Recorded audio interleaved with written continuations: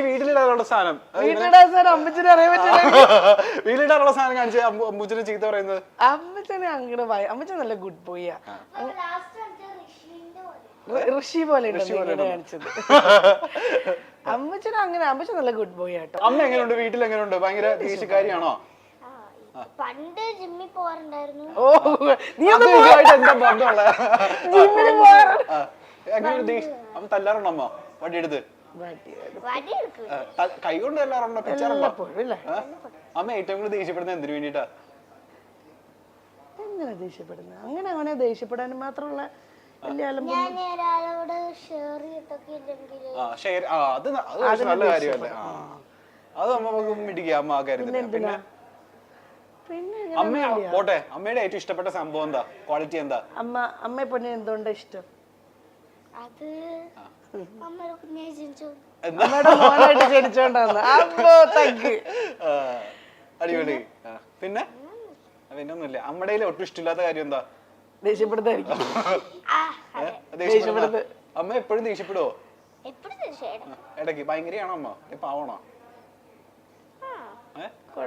ഞാൻ ഈ കുരുത്തക്കേടൊക്കെ കാണിപ്പോ അമ്മ ഞാനത് ചെയ്യാതിരിക്കാൻ വേണ്ടി അമ്മയെ ഇപ്പുറത്ത് വന്നിക്കോ, ചേട്ടൻ കിട്ടുന്നില്ലെന്ന് നിന്നെ. അങ്ങനെയൊക്കെയാണ് കാര്യങ്ങൾ. ഇപ്പൊ എത്ര ക്ലാസ്സിൽ പഠിക്കുന്നത്? ഇവിടെ വന്നോ? എത്ര ക്ലാസ്സിൽ പഠിക്കുന്നത്? ഒന്നിലാവാൻ പോണു അല്ലേ? ഒന്നിലാവാൻ പോകുന്നു. ഏത് സ്കൂളാ? ഏത് സ്കൂളിലാ? നൈപുണ്യല്ലേ? നൈപുണ്യയിലെ ഫ്രണ്ട്സ് ഒക്കെ ഒന്ന് ചോദിക്കാറുണ്ട്, അമ്മ ഫാൻ ആണല്ലോ, അമ്മയുടെ ചോദിക്കണ്ടോ? അമ്മയുടെ ഫാൻ ആണെന്നൊക്കെ പറയാറുണ്ടോ? കുഞ്ഞുകുട്ടികളല്ലേ, അറിയില്ലായിരിക്കും അല്ലേ? ചോദിക്കാറുണ്ടോ? മുട്ടത്ത് നീ എന്നോട് ഇതുവരെ ചേച്ചിക്ക് അറിയില്ലായിരുന്നോ? എന്നോടൊന്നും ഇതുവരെ പറഞ്ഞിട്ടില്ലല്ലോ. ഓ ഇങ്ങനെ വല്ല ഇന്റർവ്യൂ വരുമ്പോ പറയാൻ വേണ്ടി ഞങ്ങൾ വെച്ചിരുന്നതൊക്കെ പോലെ. അടിപൊളി കേട്ടോ ചേച്ചി. അപ്പൊ നമ്മളുടെ ഇന്റർവ്യൂവിൽ ചെറിയൊരു സെഗ്മെന്റ് ഉണ്ട്, പ്രാങ്ക് ഓഫ് ഫ്രണ്ട് എന്നുള്ളതാണ് നമ്മുടെ സെഗ്മെന്റ് പേര്. ചേച്ചിക്ക് അത്രയും കോൺഫിഡൻസ് ഉള്ള എനിക്ക് തല്ല് കിട്ടുമെന്ന് കോൺഫിഡൻസ് ആണോ വേണ്ടത്? ഇല്ല, ചേച്ചിന് അത്രയും കട്ടക്ക് കൂടെ നിൽക്കുന്ന ഏതെങ്കിലും ഫ്രണ്ട് വിളിച്ച് നമുക്ക് പറ്റിക്കാം. ആരും നമുക്ക് പറ്റിക്കാൻ യോഗ്യതയുള്ള ഒരു ഫ്രണ്ട് ആരാ? പറ്റിക്കുന്ന ആർക്കോ? പറ്റിക്കുന്ന ഈ യോഗ്യത ഒന്നുമില്ല. അങ്ങനെ നമുക്ക് മഞ്ജു പിള്ള ചേച്ചിനെ വിളിക്കാം. മഞ്ജു ചേച്ചി ആകുമ്പോഴത്തേക്ക് നമ്മൾ എന്ത് ചെയ്താൽ ചിലപ്പോൾ എല്ലാവരും എല്ലാ രീതിയിലും എടുക്കണമെന്നില്ല. അങ്ങനെ ഇൻഡസ്ട്രിയിൽ മറച്ചിട്ട ഫ്രണ്ട്സ് ഒന്നും എനിക്ക് വളരെ കുറവാ. മഞ്ജേച്ചി പിന്നെ നല്ല മഞ്ജേച്ചി അത് പിന്നെ വലിയ കുഴപ്പമില്ല. ചേച്ചിനെ വിളിക്കാം. ചേച്ചിനെ വിളിച്ചിട്ട് എന്താ പറയാ? ചേച്ചിനെ വിളിച്ചിട്ട് എങ്ങനെ പറയാം? നമുക്ക് ഹോട്ടലിൽ ഇരിക്കുക, ഞാൻ പൈസ എടുക്കാൻ മറന്നുപോയി, ചില വലിയൊരു എമൗണ്ട്, ഒരു 4200 രൂപ അടയ്ക്കണം, ഞാൻ ബാംഗ്ലൂരിലാണ് നിൽക്കുന്നത്, ചേച്ചി പെട്ടെന്ന് ഒന്ന് ടെസ്റ്റ് ചെയ്ത് തരുമോ എന്ന് ചോദിച്ചാൽ മതി. ടെസ്റ്റ് അല്ലല്ലോ, ഇപ്പൊ ഗൂഗിൾ പേ അല്ലേ, ഗൂഗിൾ പേ തരുമോ? ഗൂഗിൾ പേ ചെയ്ത് ടെസ്റ്റ് ചെയ്ത് തരുമോ? ഗൂഗിൾ പേയുടെ ആദ്യത്തെ പേര് ടെസ്റ്റ് എന്നായിരുന്നു. ഗൂഗിൾ പേ ചെയ്ത് തരുമോ? ആണോ?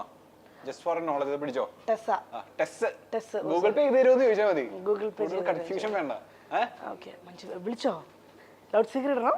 പണിയാവരുത്. ഞാൻ ഇടയ്ക്ക് ഷൗട്ട് ചെയ്യാം. ഇംഗ്ലീഷിൽ ഷൗട്ട് ചെയ്യണല്ലോ, എനിക്കറിയില്ലല്ലോ.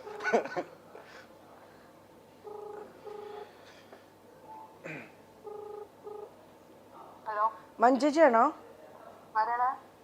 ജ്യോതി ചേച്ചിയാണോ? മഞ്ജു ചേച്ചിയാണോ? ആ മഞ്ജു ചേച്ചിയാ? മഞ്ജു ചേച്ചി, ഞാനൊരു അത്യാവശ്യമായിട്ടാ വിളിക്കുന്നത്. ഞാനേ ഇവിടെ ഒരു റെസ്റ്റോറന്റില്. ഇതോ എന്റെ ഫോൺ സ്വിച്ച് ഓഫ് ആയി പോയെന്നേ. ഇവിടുത്തെ സ്റ്റാഫിന്റെ നമ്പറിൽ നിന്നാ വിളിക്കുന്നത്. എന്താ വെച്ചാല്, അതായത് ഞാനിവിടെ ഒരു റെസ്റ്റോറന്റിൽ വന്നതാ. അപ്പൊ എൻ്റെ കയ്യിൽ കാശ് കൊടുക്കാൻ വേണ്ടിയിട്ട് ഞാൻ നോക്കിയപ്പോഴത്തേക്കിനും എൻ്റെ ഫോണ് സ്വിച്ച് ഓഫ് ആയി പോയി, കയ്യിൽ ക്യാഷും ഇല്ല. അതിന് ഞാൻ അവരോട് ഞാൻ കാശ് എടുക്കാതെ വന്നു. 4250 രൂപ ബില്ലും വന്നു. എനിക്കാണെങ്കിൽ ഞാൻ അവരോട് പറഞ്ഞു എൻ്റെ ഫോൺ ഒന്ന് റീചാർജ് ചെയ്താൽ മതി, ഞാൻ ഗൂഗിൾ പേ ചെയ്ത് തരാം. അപ്പൊ അവന്മാർ പറയുന്നത് ചാർജർ ഇല്ല, ഇതൊക്കെ അറിയാതെയാണോ വന്നതെന്ന് പറഞ്ഞ് ഭയങ്കര സീൻ.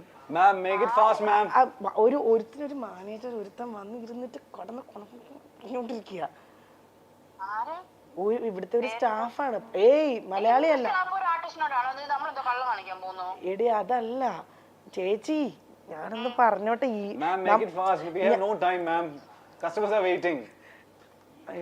ചേച്ചി അല്ല ചേച്ചി,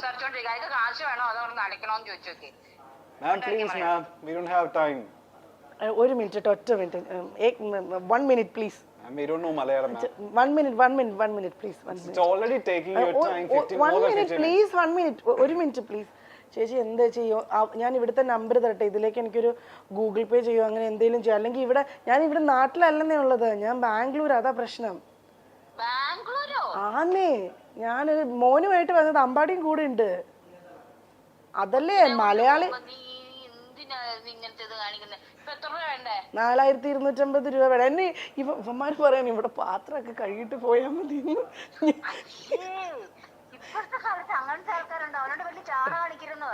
എന്തില് പറയും ഞാൻ. 4250. 4250 രൂപ അവനെ എണ്ണി കൊടുത്തിട്ട് അവന്റെ മുഖത്തേക്ക് ഒരു 500 രൂപ വലിച്ചെറിഞ്ഞിട്ട് നീ മറ്റേ സിനിമയിലെ വല്ല സ്ലോ മോഷൻ ഇറങ്ങി പോരട്ടെ, ഞാൻ പൈസ വെച്ചുതരാം. എവിടുന്ന് ചേച്ചി എങ്ങനെയെങ്കിലും ഉള്ള പൈസ കൊടുക്കുക. കാരണം വെച്ചാല് 500 രൂപ. ഒരു മിനിറ്റ് പ്ലീസ്, ഒരു മിനിറ്റ്. ആ ശരി, ഗെറ്റൗട്ട് നടത്തിക്കാൻ. ചുമ്മാ ഇവൻ കിടന്ന് ഷോ ഓഫ് ആന്നേ. ഒരു താടി വെച്ച ഒരു ചപ്രാമോന്തം വെച്ച ഒരുത്തൻ ആന്നേ. ഇവനെ ഒന്ന് മലയാളത്തിൽ. 1 minute. ചേച്ചി ഒന്ന് ഞാനൊരു നമ്പർ പറയാം, മൊബൈൽ നമ്പറിലേക്ക് ഒരു 4250 ഒന്ന് ഇട്ട് കൊടുക്കുവോ വേഗം? അവനോടൊന്ന് കേരളത്തിലോട്ട് ഒന്ന് കാലൂത്താൻ പറയടി. കേരളത്തിലോട്ട് വരാൻ പറ. ഒരു മിനിറ്റ്, അയാൾക്ക് എന്താ സംസാരിക്കണം ഞാൻ കൊടുക്കാം. Ma'am, please speak in English, okay? I don't know Malayalam. എനിക്ക് ഇംഗ്ലീഷ് അറിഞ്ഞൂടാ. എനിക്ക് ഇംഗ്ലീഷ് അറിഞ്ഞൂടാ. What is this woman speaking? I don't know. I don't get her language. ഇന്റെ ഫോൺ വാങ്ങിക്കാൻ പറഞ്ഞ തിരിച്ചു കൊടുക്കടാ. ചേച്ചിക്ക് മനസ്സിലായി, പ്രാങ്ക് ആണ് ചുമ്മാ. ചേച്ചി സത്യം പറഞ്ഞു, ചേച്ചിക്ക് മനസ്സിലായില്ലേ പ്രാങ്ക് ആണെന്ന്? ചേച്ചി മനസ്സിലായിട്ടുണ്ടായിരുന്നില്ല, ഞാൻ വെറുതെ കളഞ്ഞു. ചേച്ചി ഹലോ ചേച്ചി ഹായ്, എന്റെ പേര് ഗദ്ദാഫി എന്നാണ്. ഞാൻ ചാനലിൽ നിന്നാ. ചുമ്മാ ഞങ്ങൾ പ്രാങ്ക് ചെയ്തതാ. മനസ്സിലായി, ചപ്രമോറൻ എന്നൊക്കെ എന്നെ താടി വെച്ച അവൻ കൈ. ഞാനൊരു കാര്യം പറയട്ടെ, നിങ്ങൾക്ക് പറ്റില്ല. നിങ്ങൾ എന്നെ പ്രാങ്ക് ചെയ്യാനായിരുന്നെങ്കിൽ ആ മാങ്ങാമോറി എടുത്ത് പറ, പ്രാങ്ക് ചെയ്യാനായിരുന്നു എങ്കിൽ ഒരു കാരണവശാലും 4500 വിളിക്കരുത്. അവിടെ വന്ന് വല്ല ഞാൻ അങ്ങോട്ട് പറഞ്ഞൊരു ഐഡിയ, വല്ലതും നശിപ്പിച്ചെന്നോ എന്തെങ്കിലും പറഞ്ഞിട്ട് 2.5 ലക്ഷം രൂപ 3 ലക്ഷം രൂപ ചോദിക്കണം. പിന്നെ ഞാൻ അവിടെ ഞാൻ നശിപ്പിച്ചാൽ ഞാൻ 2.5 ലക്ഷം രൂപ കൊടുക്കാൻ. എടി ഇത് തന്നെ നീ കൊച്ചുമായിട്ട് അവിടെ പോയി നിക്കുവാന്ന് പറഞ്ഞോണ്ടാ ഞാൻ നിനക്ക് കാശ് അയച്ചുതരാന്ന് പറഞ്ഞു. എന്നോട് ചോദിച്ചേ പ്രാങ്ക് ചെയ്യാൻ പറ്റിയ ഏത് സൂര്യ. അവൻ എനിക്ക് അങ്ങനെ ഇൻഡസ്ട്രിയിൽ ഒരുപാട് ഫ്രണ്ട്സ് ഒന്നും ഇല്ല. ഉള്ളതിൽ നല്ല രീതിയിൽ സ്പോർട്സ്മാൻ സ്പിരിറ്റിൽ എടുക്കാൻ മഞ്ജു ചേച്ചി മാത്രമേ ഉള്ളൂ. ധൈര്യമായിട്ട് വിളിക്കാം. അപ്പം മഞ്ജു ചേച്ചിയെ വിളിക്കാന്ന് പറഞ്ഞാൽ എന്റെ ഫോൺ ഇത് വിശ്വസിക്കാൻ എന്താണെന്നറിയാം. 4200 രൂപ എന്ന് പറയുമ്പോൾ നമ്മൾ വിശ്വസിക്കും. 4200 രൂപ പിന്നെ കുഞ്ഞുമായിട്ട് പോയി നിൽക്കുമല്ലേ, അത്ര വലിയ എമൗണ്ട് അല്ലല്ലോ. നമുക്കിപ്പോ 4200 ഈസി ആയിട്ട് അയച്ചു കൊടുക്കാവുന്നല്ലേ ഉള്ളൂ. നിന്നോടല്ല 4000, അത് 4,00,000. അടുത്ത വട്ടത്തെ പ്രാങ്കിലാണ്. എന്തായാലും ചേച്ചി താങ്ക് യു സോ മച്ച്. എവിടെ ചേച്ചിയുള്ള? ഞാൻ മൈസൂർ അടി. ഞാൻ ബേസിലിന്റെ ഒരു പടത്തിലാണ്. ഏത് പടം? ഫാലിമി എന്ന് പറഞ്ഞൊരു സിനിമ, ഫാമിലിയെ തിരിച്ചിടുന്ന. ഫാലിമി. നിങ്ങൾ ഹോമും ഫാമിലി കുടുംബം ഇത് മാത്രമേ ചെയ്യൂ? അതെ. ഞാൻ ഇന്ന് ബേസിൽ പറയുമായിരുന്നു, ഞാൻ സിനിമയിൽ അഭിനയിക്കണമെങ്കിൽ എനിക്കൊരു ഭർത്താവും ഒരു അപ്പനും ഒരു അച്ഛനും 2 ആൺപിള്ളേരും നിർബന്ധമാണ്. ചേച്ചി അഭിനയിക്കണമെങ്കിൽ ഇതിലങ്ങനെയാ ബേസ്. 2 പിള്ളേര്, ആൺപിള്ളേരും ഹോം പോലെ തന്നെ. ആണല്ലേ? ഓക്കെ. എന്നാ തിരിച്ചു വരുന്നേ? ഞാന് മെയ് 2-ാം തീയതി വരും. മെയ് 2-ാം തീയതി ട്രിവാൻഡ്രം വന്നാൽ ഇതിന്റെ ബാക്കി ഒരു ദിവസം കൊണ്ട് ഷൂട്ട് ഉണ്ട്. ജഗദീഷേട്ടൻ മുട്ട അടിക്കണം. അത് ഇവിടുന്ന് മുട്ട അടിച്ചിട്ട് വീട്ടിൽ വന്നിട്ടൊരു സീൻ. ഓ ശരി. ഓക്കെ ചേച്ചി, അപ്പൊ എന്തായാലും ശരി, താങ്ക് യു. സോറി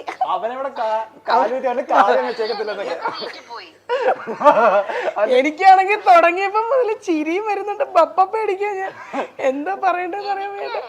എനിക്ക് ദേഷ്യം വന്നെന്തര, കൊച്ചിനെ പിടിച്ചു വെച്ച് അവന് കൊടുക്കാമെന്ന് പറഞ്ഞിട്ട് അവൻ കിടന്നോട്ട് അങ്ങോട്ട് കൊരയ്ക്കുവാ.